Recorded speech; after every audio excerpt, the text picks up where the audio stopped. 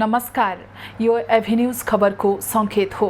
तपाईं अहिले एभिन्यूज@2 मा हुनुहुन्छ। म समीक्षा पोखरेल। प्रारम्भमा मूल खबर। आजदेखि देशभर विद्यार्थी भर्ना अभियान सुरु। भर्नासँगै विद्यार्थीलाई पाठ्य पुस्तक पनि उपलब्ध गराइने।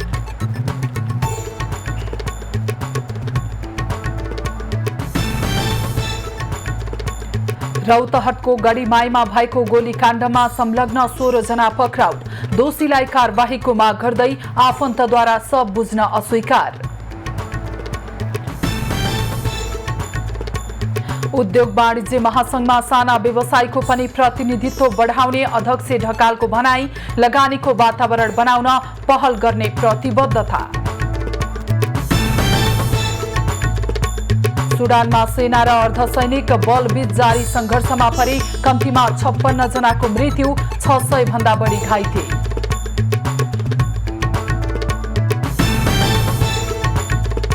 र ए डिभिजन लिगमा आज सातो बाटो र पुलिस भिड्दै। अर्को खेलमा सङ्कटाले एपीएफको सामना गर्ने।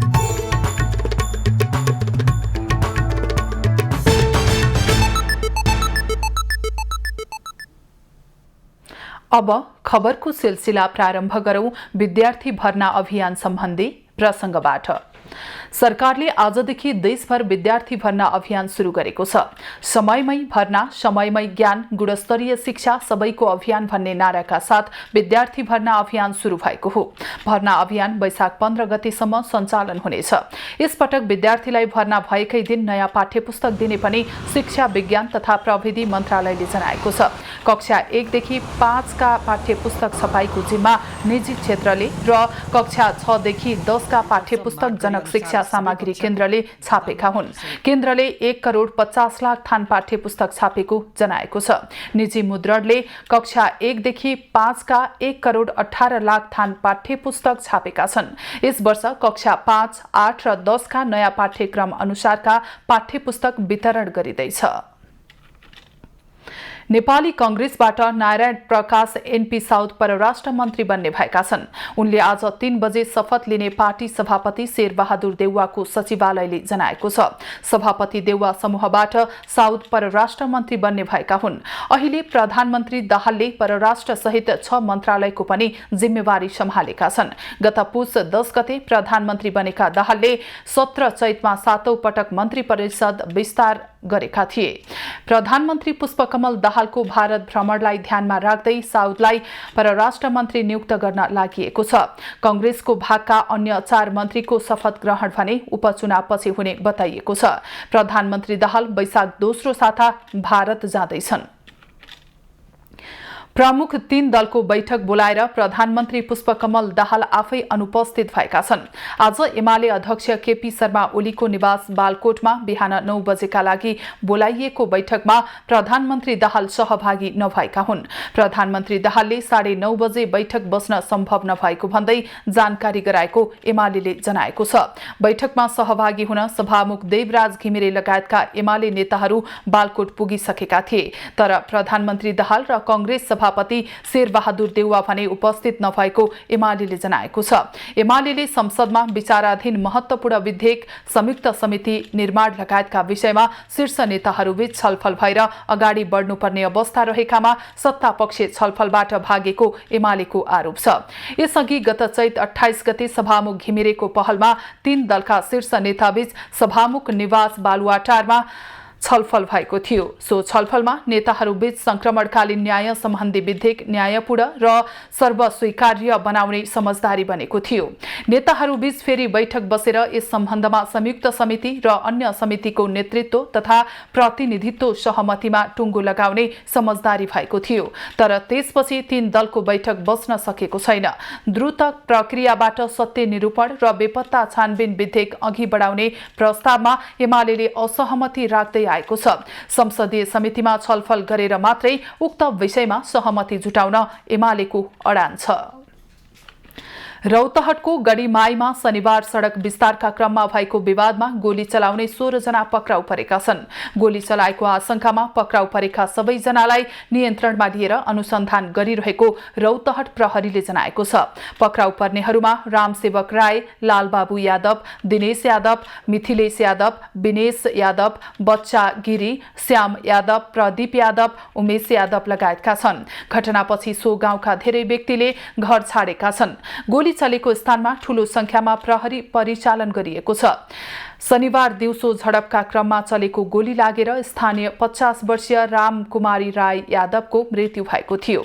घटनामा संलग्नमाथि कारबाही र क्षतिपूर्तिको माग राख्दै उनको परिवारले सब बुझेका छैनन्। स्थानीय निरञ्जन राय यादव र प्रताप यादवलाई पनि गोली लागेको छ। उनीहरूको गरुडा स्थित ग्रान्डी अस्पतालमा उपचार भइरहेको छ। तीमध्ये निरञ्जनको अवस्था गम्भीर रहेको छ। धोबिनिया स्थित साँघुरो बाटोलाई चौडा गर्ने क्रममा वारीपारीका राम ईश्वर राय यादव र राजकुमार यादव पक्षबीच भएको झडपमा गोली चलेको हो। झडपमा राम ईश्वर पक्षले गोली चलाएको आरोप स्थानीयको छ। कोरोना संक्रमण बढेसँगै काठमाडौँ उपत्यकाका अस्पतालहरूमा कोरोना विरुद्धको खोप लगाउनेहरूको संख्या बढ्न थालेको छ। पछिल्लो केही हप्तादेखि कोरोना संक्रमितहरूको संख्या बढिरहेको छ।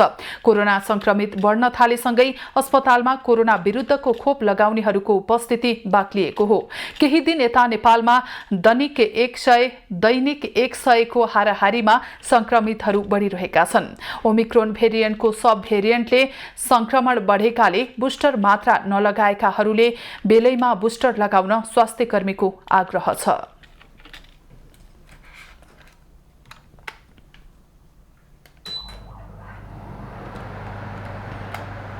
यो ओमिक्रोनकै सब भेरिएन्ट भएको हुनाले चाहिँ तुलनात्मक रूपमा डेल्टा अथवा त्योभन्दा अगाडिको जुन लहरमा देखिएको भेरिएन्ट थियो त्योभन्दा कम घातक मान्ने गरिन्छ। यी सबैको बावजुद पनि अहिले हामीले जो आइसियुमा या कसैको मृत्यु भएको सुन्नुहुन्छ भने उहाँहरू चाहिँ ज्येष्ठ नागरिकहरू र दीर्घरोगी भएको पाइन्छ। तसर्थ त्यो कारणले गर्दाखेरि चाहिँ अब तपाईँले खोप नलागेको भए लगाउनुहोस्, बुस्टर दिइरहेछ थप सुरक्षित भइन्छ भनेर हामीले भनिरहेको कारण चाहिँ त्यो।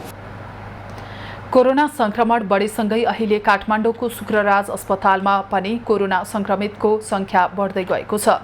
अस्पतालमा कोरोनाका लक्षण देखिएकाहरू स्वास्थ्य जाँच गर्न आइरहेको र अस्पतालमा भर्ना हुने र उपचार गर्नेहरू बढेको अस्पतालले जनाएको छ।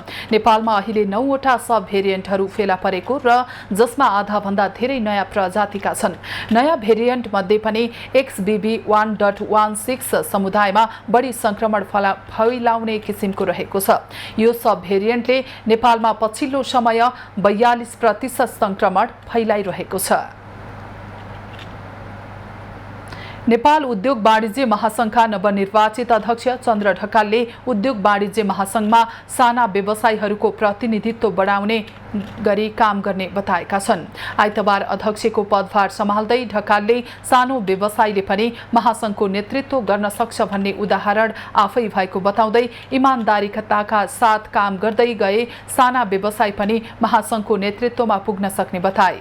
उनले नागरिकको अपेक्षा र सरकारको प्राथमिकतामा परेको कामलाई व्यवसायको रूपमा अघि बढाउँदा सफल हुने पनि उल्लेख गरे। अध्यक्ष ढकालले महासंघको नेतृत्वमा रहँदासम्म आर्थिक संकट समाधानको रणनीति तयार गर्ने, लगानीको वातावरण बनाउन पहल गर्ने, सरकार र निजी क्षेत्र बीचको साझेदारी बढाउने लगायतका 5 काम गर्ने प्रतिबद्धता पनि जनाए। वर्तमान जुन आर्थिक संकट छ यसलाई चाहिँ यो संकटबाट कसरी भन्नाले एक्जिट हुने अथवा यसबाट चाहिँ कसरी समाधानको चाहिँ उपाय निकाल्ने त्यसको लागि मेरो उद्योग वाणिज्य महासंघको तर्फबाट निजी क्षेत्रको छात्र संगठनको हैसियतले र अध्यक्षको हैसियतले यो हजिलोपनबाट बाहिर जाने चाहिँ एउटा चाहिँ निकासको लागि पहल गर्नेछु भनेर चाहिँ भनेको चाहिँ थिएँ। त्यस्तै महासंघका निवर्तमान अध्यक्ष शेखर गोल्छाले अध्यक्ष ढकालले सार्वजनिक गरेका प्रतिबद्धतामा आफूहरूले साथ दिने बताए। गोल्छाले अनुभवी र सानो व्यवसायबाट ठूलो व्यावसायिक समूहमा पुगेको ढकालको अनुभवले महासंघलाई नयाँ उचाइमा पुर्याउने विश्वास समेत व्यक्त गरे। उहाँ ले उद्योग व्यवसायको पीडालाई राम्ररी बुझ्नुभएको छ, किनभने उहाँ सानै व्यवसायबाट उठेर आज नेपालको सबभन्दा ठुलो व्यवसाय उद्योगी घरानाबाट आज आइराख्नु भएको छ र मलाई विश्वास छ उहाँको जुन सुझबुझ छ त्यसले उद्योग वाणिज्य महासङ्घले नयाँ हाइट्स लिन्छ, नयाँ उचाइ यसले प्राप्त गर्छ। निवर्तमान अध्यक्ष गोल्छाले महासङ्घका आएको नयाँ टिमले अब देशको अर्थतन्त्र कसरी माथि लैजाने भनेर काम गर्ने विश्वास रहेको पनि बताए। सिँचाइ कुलो बने पनि भोजपुर तिलाहारका स्थानीयलाई सहजता भएको छ। खेतीको समयमा विभिन्न समस्या झेल्दै आएका स्थानीय ओडाको बजेटमा कुलो मर्मत गरिएपछि खुसी भएका हुन्। वर्षौंबाट सिँचाइको समस्या झेल्दै आएका पौवादुङमा गाउँपालिका 1 तिलाहारका स्थानीयलाई सहजता भएको छ। ओडाले बजेट विनियोजन गरेर माछ कुलो सञ्चालनमा ल्याएपछि स्थानीयलाई सहजता भएको हो। सिँचाइ कुलोबाट पानी खेतसम्म आउन थालेपछि स्थानीय खुसी भएका छन्। मलाई एकदम खुसी लाग्यो, आइदिनु भयो। अब खेतको कुलोको मन हेर्नुभयो, खेत हेरिदिनु भयो, मलाई खुसी लाग्यो। यसमा धेरै मलाई खुसी लाग्यो। अब यसमा बजेट छिटै परोस्। ओडाको पहलमा यहाँका स्थानीय किसानको आवश्यकताका आधारमा काम सुरु भएपछि उनीहरूमा उत्साह थपिएको छ। खोलाको पानी खेतबारीसम्म आएपछि खेतबारी गर्न सहजता थपिएको छ। सिँचाइ कुलो बनेपछि खेतीको समयमा आकाशे पानीको भरमा बस्नुपर्ने समस्या अन्त्य भएको उनीहरूको भनाइ छ। बर्खा लगाए पनि पानी आउँथ्यो, किनभने बाढी पहिरो जान्थ्यो, अब पानी आइराख्नु पर्थ्यो। अहिले अब यति गरे पनि हाम्रो राम्रो भएको छ। पानी बनाइराख्नु आउनु परेको छैन। उही अब पत्ता टिप्नु पर्यो, अझ केही खेती मात्रै हो, नभए राम्रो भइरहेछ। प्रशस्त उर्वर भूमि रहे पनि सिँचाइको राम्रो व्यवस्था नहुँदा समस्या रहेकाले ओडाको बजेटबाट पनि सिँचाइको विकासका लागि काम गरिएको कार्यालयको भनाइ छ। सिँचाइ कुलोसँगै प्लास्टिक टनेल वितरण गरे पनि स्थानीयलाई सहयोग गरिएको जनप्रतिनिधि बताउँछन्। यसलाई चाहिँ अलिकति अब बजेट चाहिँ कमै भएको मैले महसुस गरेँ। म अहिले चाहिँ प्रत्येक खोला खोल्सीहरूमा पुगेर हेर्दाखेरि र सिँचाइको लागि चाहिँ अब म यो ताल चाहिँ प्रत्येक टोल प्रत्येक खोलाहरूमा पुगेको छु र आगामी आउने दिनहरूमा चाहिँ यसलाई मैले पहिलो प्राथमिकतामा सिँचाइलाई राखेर काम गर्नेछु। वडा नम्बर 1 खेतीको लागि उपयुक्त भूगोल रहेकाले यहाँको विकासका लागि योजनाबद्ध रूपमा काम गरिरहेको वडा कार्यालयले जनाएको छ। थोरै बजेटमा भए पनि वडा कार्यालयले गरेको काम यहाँका स्थानीयका लागि नमुना योग्य देखिएको छ। स्थानीयको समस्यालाई ध्यानमा राख्दै ओडाले सिँचाइको प्रबन्ध गरिदिएपछि स्थानीयको दैनिकीमा समेत परिवर्तन आएको छ। युवराज विष्ट, भोजपुर। बागलुङ जिल्लाको गलकोट नगरपालिकामा रहेको गलकोट नगर अस्पतालमा बिरामीको चाप बढ्दै गएको छ। गलकोट नगरपालिका 5 हरिचौरमा रहेको गलकोट नगर अस्पतालमा उपचार राम्रो हुन थालेपछि बिरामीको चाप बढ्दै गएको हो। पहिले उपचारका लागि बागलुङ सदरमुकाम, पोखरा र काठमाडौँका अस्पताल जान बाध्य गलकोट क्षेत्रका बिरामीहरूले यति बेला भने आफ्नै क्षेत्रमा सहज उपचार सेवा पाउन थालेका छन्। तत्कालीन गलकोट प्राथमिक स्वास्थ्य केन्द्रलाई नगर अस्पतालमा स्तरोन्नति गरेर व्यवस्थापकीय पक्षमा सुधार गरिएसँगै उपचारका लागि पुग्ने बिरामीको सङ्ख्यामा वृद्धि भएको छ। अस्पतालले पनि नागरिकलाई सेवा प्रवाह गर्नमा कुनै कसर बाँकी नराख्ने प्रतिबद्धता जनाएको छ। यो फागुनदेखि हामीले 24 घण्टा आकस्मिक सेवा, इमर्जेन्सी र एक्सिडेन्टको सेवाहरू दिइरहेका छौँ। सँगसँगै 24 घण्टा मातृ सुरक्षा, आमा सुरक्षा कार्यक्रम अन्तर्गत delivery case, family planning case र जटिल खालका पनि हामीले मेडिकल्ली हुने कुराहरू, सर्जिकल बाहेक त्यो सबै सुविधाहरू 24 घण्टा दिइरहेका छौँ। नगर अस्पताल स्तरीय चाहिँ सेवा सुविधाहरू पनि हामीले दिँदै आएका छौँ र अझ यसलाई व्यवस्थित गर्दै आगामी दिनमा अझ ह्यासियससम्मको र साना चाहिँ अपरेसनसम्मका चाहिँ सेवा सुविधाहरू यहाँबाट दिने हाम्रो चाहिँ योजनाहरू छ।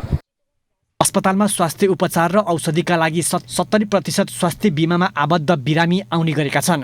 बागलुङको गलकोट नगरपालिका, ताराखोला गाउँपालिका र गुल्मी जिल्लाका 2वटा पालिकाका बिरामी समेत उपचारका लागि अस्पताल पुग्न थालेका छन्। गलकोट नगरपालिकाले स्तरोन्नति गरेसँगै पहिलेको तुलनामा अस्पतालमा धेरै सुधार भएको र आफूहरूले सहज रूपमा सेवा पाइरहेको सेवाग्राहीको भनाइ छ। पहिलाको भन्दा अब केही राम्रो भएर गएको छ, राम्रो गर्नुहुन्छ भन्ने आशा पनि छ। अब डाक्टरहरू पनि एम्बुलेन्स गरेको आउनुभएको छ, पहिला त्यस्तो थिएन, अहिले धेरै सुविधा छ। हरेक कुराको चाहिँ सुविधा छ। यहाँ आएर चेक गर्न पाउँदा त धेरै राम्रो लाग्ने। अनि सबै अब भेडियो एक्सरे बोलोड चेक अब सबै थरी हुने एकजना अब उहाँ काठमाडौँ जस्तै यहाँ भयो भने त हामीलाई उहाँ जानु परेन। अनि धेरै राम्रो लाग्यो, खुसी लाग्यो। पहिला सानो हस्पिटल थियो, आउन जान पर्ने एकदम कठिन थियो। अहिले बाटोसाटो पनि यादले गर्दा राम्रो भइरहेको छ र अहिले यो अब हिमेसमा पनि हस्पिटल नयाँ डाक्टर आउनुभएको छ, त्यस कारणले अहिले मान्छेहरू पनि भिड भइरहेको छ, एकदम राम्रो भइरहेको छ। अस्पतालले 24 घण्टा इमर्जेन्सी सेवा, आकस्मिक सेवा, बहिरङ्ग सेवा, भिडियो, एक्सरे, इसिजी, आँखा जाँच, मातृ सुरक्षा लगायतका सेवा प्रदान गर्दै आएको छ। विक्रमसम्म 2016 सालमा स्वास्थ्य चौकीको रूपमा स्थापना भएको उक्त अस्पताललाई 2051 सालमा प्राथमिक स्वास्थ्य केन्द्र र गत वर्ष गलकोट नगर अस्पतालको रूपमा स्तर उन्नति गरिएको हो। अस्पताललाई सम्बन्धित निकायले निरन्तरता दिन सके हजारौं रुपैयाँ खर्च गरेर उपचारका लागि अन्यत्र धाउनुपर्ने बाध्यता सधैँका लागि अन्त्य हुनेछ। राजेश चन्द्र राजभण्डारी, बागलुङ। संसारमा गर्न नसकिने कुरा केही छैन, तर आत्मबल र आत्मविश्वास भने अवश्य चाहिन्छ। आत्मविश्वास र आत्मबलका पर्याय बनेका छन् हरि बुढा मगर। पूर्व गोर्खा सैनिक समेत रहेका उनका दुवै खुट्टा छैनन्। अहिले बुढा मगर वसन्तयाममा सर्वोच्च शिखर सगरमाथा आरोहणका लागि आधार शिविर पुगेका छन्। नेपालको पहिचानलाई विश्वमाझ पुर्याउनका लागि सगरमाथाको आरोहण गर्न लागेको उनको भनाइ छ।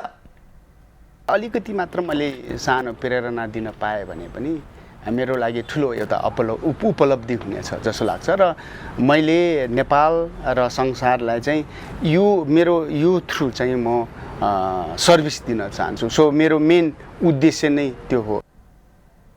बुढा मगरले सगरमाथा आरोहण मार्फत विश्व कीर्तिमान राख्न चाहेका छन्। दुवै खुट्टा नभएका व्यक्तिले हालसम्म सगरमाथा आरोहण नगरेको भन्दै आफ्नो आरोहणले विश्व कीर्तिमान राख्ने र आम मानिसलाई गौरवान्वित बनाउने उनको भनाइ छ। बुढा मगरले मोन्ट ब्ल्याङ्क, चुलु सुदूरपूर्व, किलिमन्जारो र मेरा पिक आरोहण यसअघि नै गरिसकेका छन्। मगरले बेलायती सेनामा कार्यरत रहेका बेलामा सन् 2010 मा अफगानिस्तानको लडाईँमा उनले दुवै खुट्टा गुमाएका हुन्। कञ्चनपुरको कृष्णपुर नगरपालिकाका कृषक बगर खेतीतर्फ आकर्षित भएका छन्। नदीको बगरलाई उच्चतम प्रयोग गरी देशमा उत्पादन हुने बाली लगाएर कृष्णपुर 8 र 9 का 150 घर परिवार मनज्ञ आमदानी गर्न लागि परेका छन्। बस्ती नजिकैको मोहना नदीको बगरमा न्यून आर्थिक स्तरका कृषकले जग्गा भाडामा लिएर काँक्रा, लौका, खरबुजा, फर्सी र करेला जस्ता वस्तुको खेती गर्दै आएका छन्। कुनै बेला भारतीयले कब्जा गरेर तरकारी फलाउने ठाउँमा अहिले स्थानीय कृषकले तरकारी र फलफूल लगाइरहेका छन्। मङ्सिर पुस महिनादेखि सुरु गरिने बगर खेती वैशाख जेठमा आएर सकिने र 6 महिना जति गरिने खेतीले परिवारलाई वर्षभरि खाना लाउन सहज भएको कृषकहरूको भनाइ छ।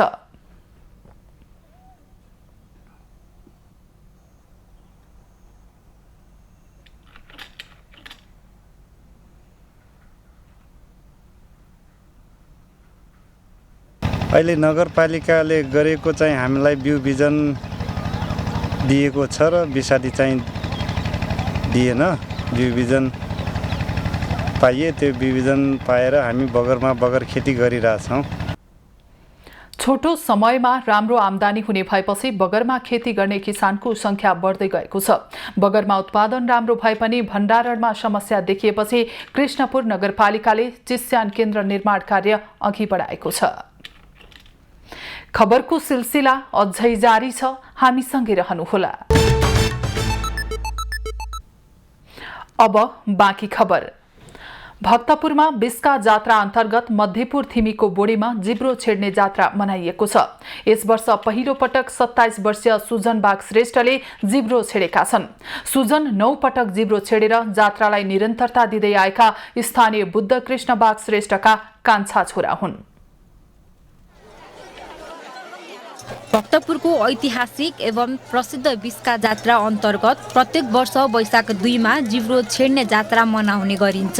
9 पटकसम्म जिब्रो छेडेर जात्रालाई निरन्तरता दिँदै आएका स्थानीय बुद्ध कृष्ण बाग श्रेष्ठका कान्छा छोरा सुजन बाग श्रेष्ठले यस वर्ष पहिलो पटक जिब्रो छेडाएका छन्।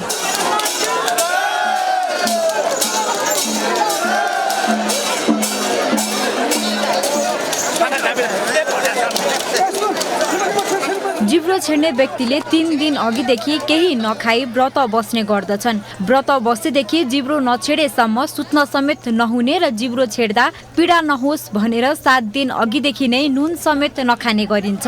जिब्रो छेड्नाले आफ्नो मनोकांक्षा पूरा हुने जनविश्वास रहिआएको छ। हाम्रो यो जिब्रो छेड्ने जात्रा भनेको महत्त्वपूर्ण हो। यो हाम्रो टिस्कीदेखि सुरु हुन्छ जात्रा। टिस्कीले चाहिँ हाम्रो चाहिँ गुस्सेकी आगोमा हाल्छ। त्यहाँदेखि चाहिँ हाम्रो भाइ भनौँ सुजन बास जस्तो उहाँ चाहिँ आगो हालमा त्यो प्रसाद खाइदिएपछि केही खानु हुँदैन। 3 दिनसम्म व्रत बस्नुहुन्छ। अनि त्यहाँबाट चाहिँ हाम्रो चाहिँ भोलिपल्ट 1 डे रातिको जात्रा हुन्छ।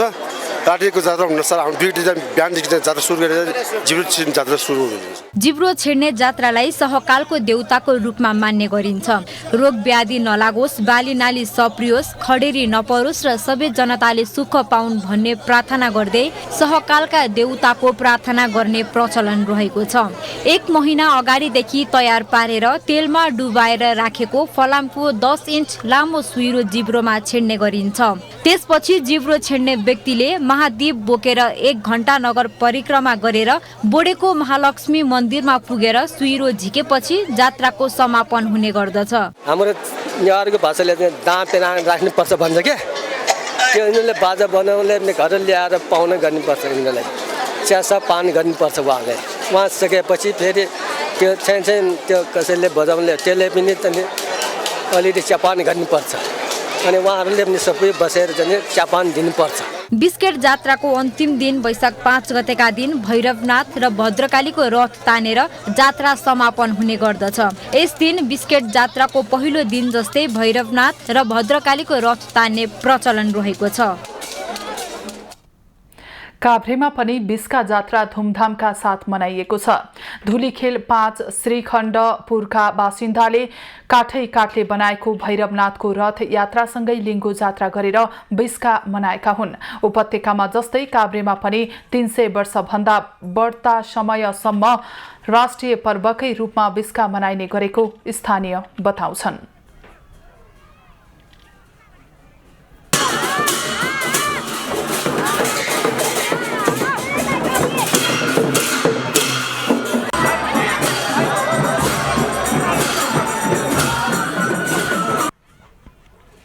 श्रीखण्डपुरको जात्राको मुख्य आकर्षण 55 हात लामो लिङ्गो उठाउनु, ढाल्नु र रथ तान्नु रहेको छ। स्थानीय स्तरमा बिस्का जात्रा मनाउँदा रोग व्याधिको भय नहुने विश्वास छ। नेपालमा बाह्य तथा आन्तरिक पर्यटक प्रवर्धनका लागि तीनै तहको सरकारबाट प्रभावकारी भूमिकाको खाँचो देखिएको छ। पर्यटन प्रवर्धनका लागि काठमाडौँको बसन्तपुरमा आयोजित महोत्सवमा सहभागीहरूले पनि पर्यटन प्रवर्धनात्मक कार्यक्रमको खाँचो रहेको औल्याएका छन्। आन्तरिक पर्यटन प्रवर्धन र नीतिगत बहसका लागि पहिलो पटक काठमाडौँको बसन्तपुरमा नेपाल पर्यटन महोत्सव आयोजना गरिएको छ। वैशाख 1 र 2 गते आयोजना गरिएको महोत्सवमा सहभागीले नेपालको 3 तहको सरकारले पर्यटन प्रवर्धनमा प्रभावकारी भूमिका खेल्न नसकेको बताएका छन्। महोत्सवमा भएका विभिन्न नीतिगत बहस र प्रदर्शनीले आन्तरिक तथा बाह्य पर्यटक प्रवर्धनका लागि उपयोगी भएको आयोजकले जनाएको छ। कोभिड भूकम्प जस्ता महामारीको बेला चाहिँ नेपालको पर्यटन क्षेत्रलाई धानेको भनेको आन्तरिक पर्यटकले, बाहिरी पर्यटक आउन मिल्दैन थियो। त्यसकारण आन्तरिक पर्यटन प्रवर्धन नभइकन हाम्रा पर्यटकीय क्षेत्र सुधार हुँदैन, त्यहाँ पूर्वाधार विकास हुँदैन क्या। त्यो कारणले पहिला आन्तरिक पर्यटन प्रवर्धन गर्नुपर्छ। अहिलेसम्म हाम्रो आन्तरिक पर्यटन दिवस नै छैन। हरेक कुराको दिवस हुन्छ, आन्तरिक पर्यटनका लागि दिवसै छैन। त्यसकारण पहिला त आन्तरिक पर्यटन प्रवर्धनका लागि दिवस घोषणा गर्नुपर्छ। महोत्सवमा पर्यटन क्षेत्रसँग जोडिएका नीतिगत विषयमा बहसका साथै पर्यटकीय स्थलका फोटोहरू पनि प्रदर्शनीमा राखिएको छ। कार्यक्रममा सहभागी सरकारवालाहरूले पर्यटन प्रवर्धनात्मक कार्यक्रमको खाँचो रहेको औल्याएका छन्। फोटो देखिसके पछाडि चाहिँ त्यो ठाउँमा म पनि जानुपर्छ भन्नको लागि पनि मान्छेको जुन एउटा अभिप्रेरणा पनि फोटोबाट दिन्छ। त्यसकारणले फोटोको कुरा, नीतिगत बहसको कुरा र विभिन्न व्यक्तिहरूसँग जो अनुभव सेयरिङले चाहिँ समग्रमा चाहिँ पर्यटन प्रवर्धन गर्छ, त्यस्तो कार्यक्रम भइरहनुपर्छ। महोत्सवमा विशेषतः कोरोना महामारीमा खिचिएको गरिएका नेपालका पर्यटकीय स्थलका फोटोहरू राखिएका छन्। महोत्सवमा सहभागी सर्वसाधारणहरूले पनि यहाँ सञ्चालित बहस र प्रदर्शनीले नेपालको पर्यटकीय स्थलबारे जानकारी लिन निकै उपयोगी भएको बताउँछन्। यस्ता कार्यक्रमले हामीलाई अझ प्रोत्साहन गर्छ। अझ हाम्रो प्रेसमा यस्तो ठाउँ रहेछ, कति कुरा कुनै काम हामीलाई थाहा हुँदैन नि त, कस्तो कर्नरहरू हाम्रो कति ठाउँमा हामी पुगेको छैन, हामीले नाम नसुनेको ठाउँ हुन्छ नि, त्यो ठाउँहरूमा पुग्दाखेरि चाहिँ अब धेरै कुराहरू हामीले नोटिफिकेसन गऱ्यो नि त, त्यसको बारेमा नोटिसहरू गऱ्यौँ, अनि त्यो कारणले चाहिँ गर्व लाग्छ कि मलाई चाहिँ। यस्तो किसिमको कार्यक्रमले चाहिँ नेपालको पर्यटन विकासमा योगदान गर्छ, राम्रो गर्छ। कतिपय मान्छेहरूलाई थाहा पनि छैन होइन नेपालमा पर्यटनको कस्तो सम्भावना छ, के छ भन्ने कुरा। यस्तो किसिमको कार्यक्रमले चाहिँ अरू बढी जानकारी हासिल हुन्छ। महोत्सवमा साहित्य र सिर्जनामा पर्यटन, चलचित्र पर्यटन, खेल पर्यटन, पर्यटनसँग कृषि लगायतका विषयमा छलफल गरिएको थियो। महोत्सव नेपाल पर्यटन बोर्ड र काठमाडौँ महानगरपालिका लगायतको सहयोग र एनटिपी मल्टिमिडिया ग्रुपको आयोजनामा सञ्चालन गरिएको हो। क्यामेरामा गोपाल दत्त भट्टका साथमा निशा देउजा, काठमाडौँ। काभ्रे स्थित अरनीको राजमार्ग अन्तर्गत धुलीखेल खावा 4 किलोमिटर सडक खण्ड विस्तार र स्तरोन्नतिको काममा ढिलासुस्ती भएको छ। सडक विस्तार तथा स्तरोन्नतिको कामले 10 महिनासम्म पनि गति लिन नसकेपछि ठेकेदारमाथि कारबाहीको तयारी गरिएको छ।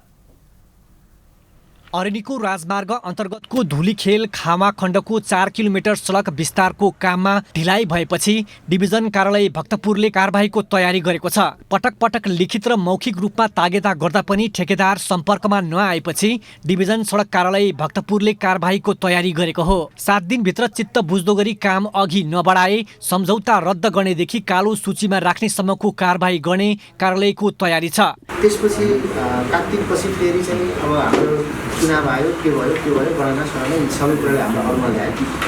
अनि मैले उहाँहरूलाई माघको फेरि 6 गते चाहिँ बिचमा अब हाम्रो सम्पर्क हुने, उहाँसित कराउने, साइट आउने, भिजिट गर्ने, अब ती सबै कुरा त हाम्रा उहाँलाई कार्यालयमा बोलाउने, उहाँलाई चाहिँ उहाँसँग बसेर छलफल गर्ने, यी कुरा त भएन। बिचमा हुँदै गर्दा पनि केही पनि नभएपछि उहाँलाई फेरि हामीले माघको 6 गते चाहिँ कार्यप्रगति भएन र सडक सञ्चार मर्मत सम्भार राम्ररी गरेनौँ भनेर फेरि ताकेता पत्र हामीले लेख्यौँ। पहिलो पटक निर्माण कम्पनीलाई प्रशासनले 7 दिनको समय दिएको छ। स्तरोन्नतिको कामले गति नलिए जस्तोसुकै कारबाही गर्न पनि पछि नहट्ने काभ्रे प्रशासनले पनि चेतावनी दिएको छ। बाटो जुन सम्म पर्थ्यो सम्म रहनु पर्थ्यो, विविध कारणले गर्दाखेरि त्यो सम्म भएको छैन, धेरै दुर्घटना भएको, मान्छेले धेरै दुःख पाएको अवस्था छ। यसलाई कसरी चाहिँ ठिक अवस्थामा ल्याउन सकिन्छ भनेर छलफल गर्ने। आयोजना कुन पोजिसनमा छ, आयोजनाले के गर्न सक्छ, आयोजनाले गर्न सक्ने हो भने हामी उहाँहरूसँग एउटा एस्योर हुने, नभए भनेदेखि विभागसम्म कुरो पुर्याउनु गरी छलफल गर्ने आजको हाम्रो सोचाइ। मालवाहक सवारीको पारवहन क्षमतालाई मध्यनजर गर्दै उक्त सडक खण्डमा नेपालमै पहिलो पटक ग्राभेलमाथि 20 सेन्टिमिटर बाक्लो सिमेन्ट मिसाइएको बेस हाल्ने तथा 2 चरणको कालोपत्रे डिबिएम र आसफाल कालोपत्रे गर्न लागि हो। सडक डिभिजन कार्यालय भक्तपुर र निर्माण व्यवसायी बीच 22 महिनामा सडक विस्तार एवं स्तरोन्नतिको काम सक्ने गरी 2079 जेठमा सम्झौता भएको थियो। 20 करोड 19 लाखमा ठेक्का सम्झौता गरेको गौरी पार्वती निर्माण सेवाले हालसम्म 10% काम पनि पूरा गरेको छैन। पूर्व प्रधानमन्त्री तथा एमाले अध्यक्ष केपी ओलीको गृहनगर दमक 3 दाबगाछीमा 1.5 अर्ब भन्दा बढी लगानीमा बन्दै गरेको भ्यू टावर सम्झौता गरिएको मितिमा नसकिने निश्चित भएको छ। जमिनमुनि पार्किङ सहितको सुविधा सम्पन्न भ्यू टावर निर्माणले स्थानीय स्तरको मात्रै नभई देशको अर्थतन्त्रमा टेवा पुर्याउने बताइएको छ। पूर्व प्रधानमन्त्री तथा एमाले अध्यक्ष केपी शर्मा ओलीको गृहनगर दमक 3 दापगाछीमा नेपालकै राष्ट्रिय गौरवको परियोजनाको रूपमा 1.5 अर्ब भन्दा बढी लगानीमा बन्दै गरेको भ्यू टावर सम्झौता गरिएको मितिमा नसकिने निश्चित भएको छ। अन्डरग्राउन्ड पार्किङ सहितको सुविधा सम्पन्न भ्यू टावर निर्माण गर्न 2078 पुस 27 भित्र सम्पन्न गर्ने गरी 2076 असार 27 मा 1 अर्ब 56 करोड 14 लाख 39 हजार रुपैयाँमा सम्झौता भए पनि तोकिएको तोकिएको समयमा काम नसकिएकाले 2080 असार 27 सम्म म्याद थप गरिएको छ। भ्यू टावरको चिनिया कम्पनी CGIEC र आशिष ओम साईराम जेबीले साझेदारीमा निर्माणको ठेक्का लिएका थिए। परियोजनाको 70% भौतिक प्रगति गरेको कम्पनीले जनाएको छ। आर्थिक अलिकति हुन्छ नि अवस्था त्यो पनि अलिक कमजोर भएर त्यो बजेट नआएर केही बिचमा नै हामी 2-3 महिना 4 महिना ढिलो भएको थियो। अहिलेसम्म 18 तले भ्यू टावर निर्माण गरिएको छ। त्यसमाथि 28 फिटको स्टिल टावर राख्ने काम हुँदैछ।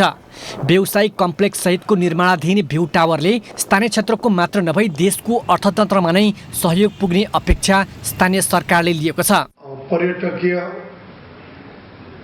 हिसाबले चाहिँ र बढी मानिसहरू हेर्न आउने र त्यहाँभित्र व्यावसायिक कोठाहरू भवनहरूमा प्रयोग हुने भएको हुनाले दुईटै कुरा, एउटा त पर्यटकीय हिसाबले पनि मानिसको आवजावत बढ्ने हुनाले। टावर बनिनसक गाउँको नाम नै फेरिएको स्थानीय बताउँछन्। 3 वर्ष अघि कट्ठाको 2 लाखसम्म नबिक्ने यस ठाउँको रुखो पाखो जग्गा अहिले 40 गुणा बढेको स्थानीयवासी बताउँछन्। यो त बिल्कुल छैन। नेपालको गौरवको आयोजना, नेपालको दमकको झापामा हुनु गौरवको कुरो। यहाँ प्रत्यक्ष अप्रत्यक्ष सबैलाई फाइदा पुग्छ। अब यसले चाहिँ यहाँ यो राष्ट्रिय गौरव योजना यो बन्दै गर्दा यो बनिसकेपछि चाहिँ यहाँको स्थानीयहरूले चाहिँ ग्रास लेभलदेखि लिएर अलिकति पढे लेखेको मान्छेहरूले पनि प्रशासनिकदेखि लिएर टेक्निसियनहरू सबैले चाहिँ रोजगारको एउटा अवसर पनि जुरेको छ। 18 तले भ्यू टावरको 17औं र 18औं तल्लामा भ्यू डेक रहनेछ, जहाँबाट वरिपरिको दृश्य अवलोकन गर्न सकिनेछ।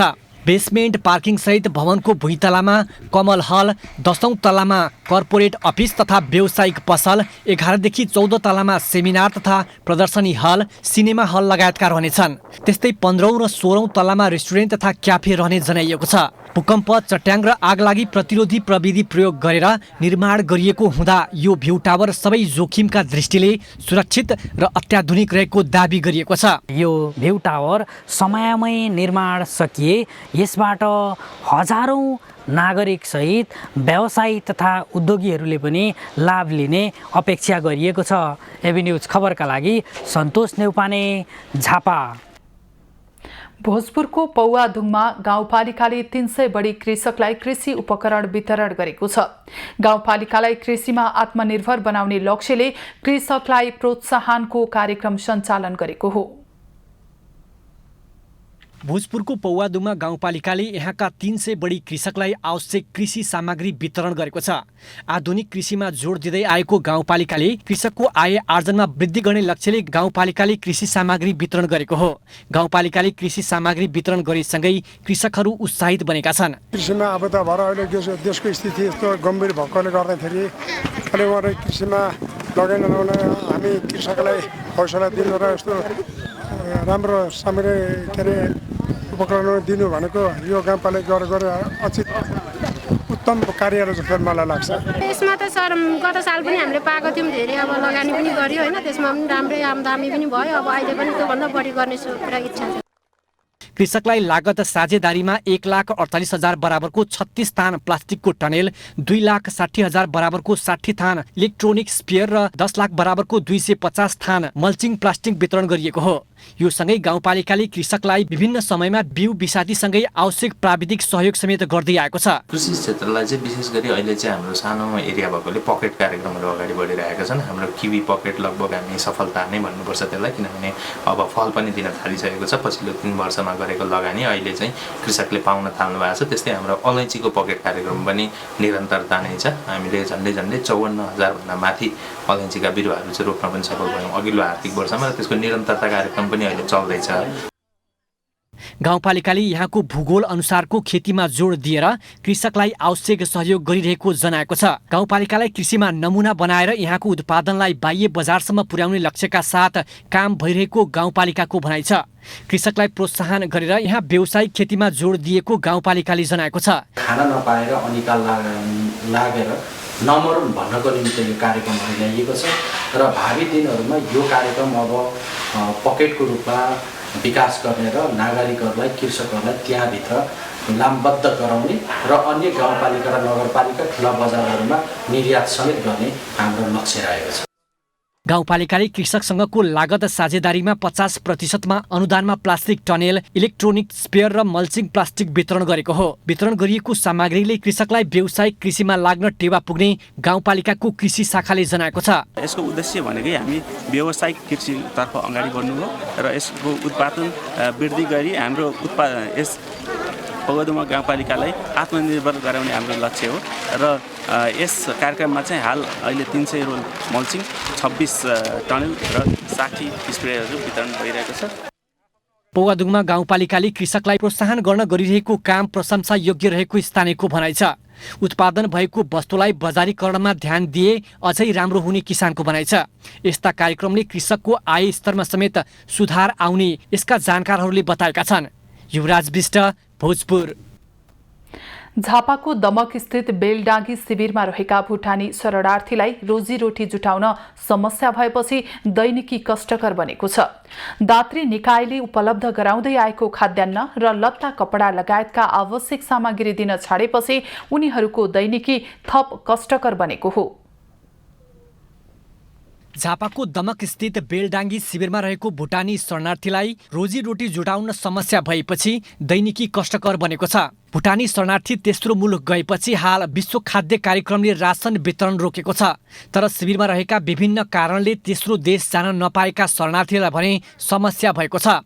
शिविरमा रहेका एकल महिला, वृद्ध वृद्धा र सहाराविहीन बालबालिका सबैभन्दा बढी मारमा छन्। शरणार्थी शिविरमा पारिवारिक विखण्डनमा परेका भुटानी शरणार्थीलाई सेवा सुविधा कटौती गरेपछि थप पीडा भएको हो। भुटानी शरणार्थीको तेस्रो मुलुक पुनर्स्थापना कार्यक्रम सकिएसँगै शिविरमा बाँकी रहेका भुटानी शरणार्थीको जीवनमा समस्या भएको हो। विद्यार्थीको पनि सेवा सुविधा काटिएपछि समस्या भएको बताउँछन्। धेरै गाह्रो छ, संस्थाले पनि हेर्दैन, अहिले पाउने सहुलियतहरू पनि छैन। अनि महिनामा 18,000 पैसा पस्थ्यो होइन, 6 जनाको त्यो पनि छैन। पढ्नलाई एकदम गाह्रो हुन्छ। राष्ट्रसङ्घीय शरणार्थी आयोग मार्फत पुनर्स्थापना कार्यक्रम अन्तर्गत यो शिविरबाट 1 लाखभन्दा बढी शरणार्थी तेस्रो मुलुक पुनर्स्थापना कार्यक्रममा गइसकेका छन्। पुनर्वास कार्यक्रम अन्तर्गत तेस्रो मुलुक नगएको र पुनर्वास कार्यक्रम पनि रोकिएकाले कतिपय बुढापाका अझै भुटान फर्कने आशामा छन्। अब भुटानमै जमिन बढी खाइखेली हुर्केको मान्छे त्यस्तो माया छ, हामी देशै फर्किने लागि बसेको हो। आउनु त आइरहेको छ, तर कसले खा तेस्रो देश पुनर्स्थापना कार्यक्रम अन्तर्गत शरणार्थीहरू अहिलेसम्म क्यानाडा, बेलायत, Netherlands, America, Norway, Denmark, Australia र न्युजिल्यान्डमा पुनर्स्थापना भइसकेका छन्। राष्ट्रसङ्घका अनुसार अहिले झापाको बेलडाङ्गी शिविरमा 6,500 भुटानी शरणार्थी बस्दै आएका छन्। खबरको सिलसिला अझै जारी छ, हामीसँगै रहनुहोला।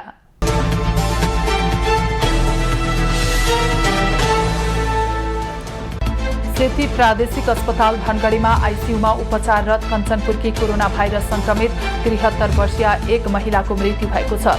झण्डै 1 वर्ष यता कोरोनाका कारण हुने मृत्युदर 0 रहेको सुदूरपश्चिम प्रदेशमा कोरोना संक्रमित महिलाको उपचारका क्रममा आज मृत्यु भएको हो। पछिल्लो 11 दिनमा प्रदेशमा 223 व्यक्तिमा संक्रमण पुष्टि भएको छ। उडानका लागि अनुकूल भिजिबिलिटी नहुँदा आज बिहान केही विमानस्थलको आन्तरिक उडान प्रभावित भएको छ। भरतपुर, सिमरा र पोखरा विमानस्थलमा उडान अनुकूल भिजिबिलिटी नहुँदा उडानहरू प्रभावित भएको हो। केही दिनदेखि उपत्यकामा वायु प्रदूषण बढेको छ। राष्ट्रिय स्वतन्त्र पार्टी रासोपाले आफ्ना समानुपातिक सांसद ढाका कुमार श्रेष्ठलाई गरेको कार्यवाहीबारे संघीय संसद सचिवालयले अध्ययन गर्ने भएको छ। सो पार्टीले समानुपातिक सांसद श्रेष्ठलाई गएको चैत 30 गते सांसदबाट निष्कासित गर्दै पार्टीको साधारण सदस्य समेत नरहने गरी कार्यवाही गरेको थियो।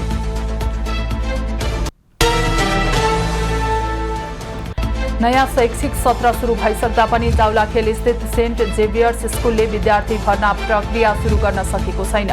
ललितपुर महानगरपालिकासँग विवाद बढेपछि सो स्कुलले गत चैत 9 गते वेबसाइटमा सूचना प्रकाशित गर्दै अनिश्चितकालका लागि भर्ना प्रक्रिया रोकिएको हो।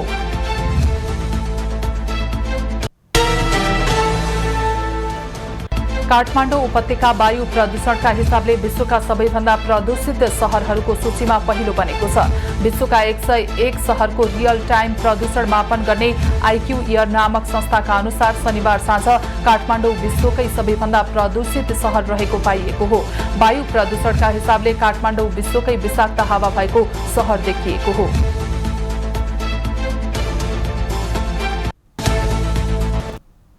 अब पालो एभेन्यूज एट मौसमको।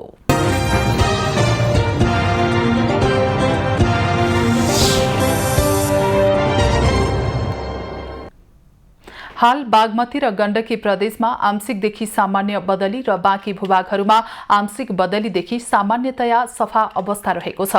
अपराह्न कोशी प्रदेशको पहाडी भूभागका थोरै स्थानमा तथा देशका बाँकी पहाडी भूभागका 1-2 स्थानमा मेघ गर्जन र चट्याङ सहित हल्का वर्षाको सम्भावना रहेको छ।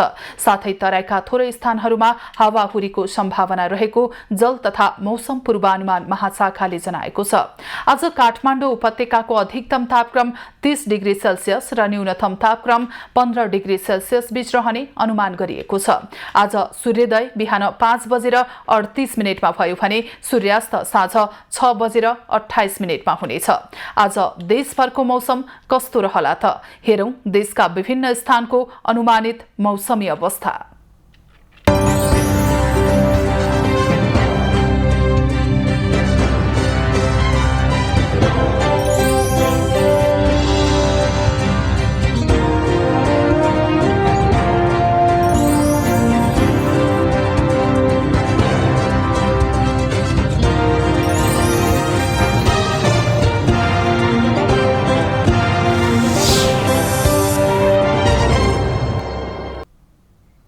अहिलेलाई खबरको क्रम यति नै। एभेन्यूज खबरका यी सहित अन्य विस्तृत खबरका लागि www.avenews.tv लगइन गर्न सक्नुहुनेछ। युट्युब, फेसबुक र ट्विटरमा पनि हामीलाई फलो गर्न सकिनेछ। खबरभित्रको खबरका लागि हेर्दै रहनुहोला एभेन्यूज खबर। नमस्कार।